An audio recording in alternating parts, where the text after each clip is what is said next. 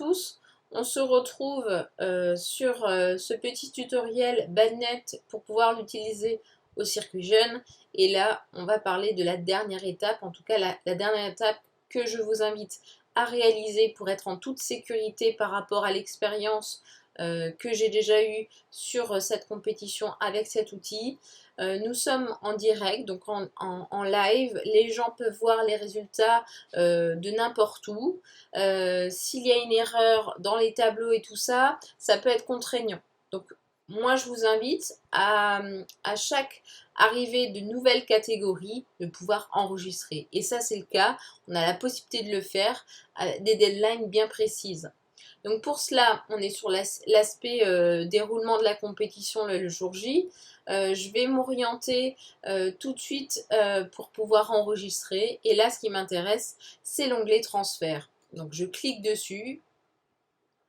Et là, nous avons la possibilité tout de suite de pouvoir sauvegarder ou de restaurer un fichier que j'ai pu enregistrer. En tout cas, c'est ma roue de secours si jamais j'ai un petit souci. Donc, vous avez juste à cliquer sur sauvegarder. Et donc, vous verrez que ça va se mettre dans votre base de données, voire elle va s'afficher ici par la suite. Alors, je vais juste faire une manipulation pour vous montrer. Et là, on voit qu'il y a déjà un fichier de restauration qui est disponible. Donc, si je veux revenir en arrière, eh ben, je vais pouvoir soit le télécharger, soit le restaurer, soit le supprimer si j'ai envie.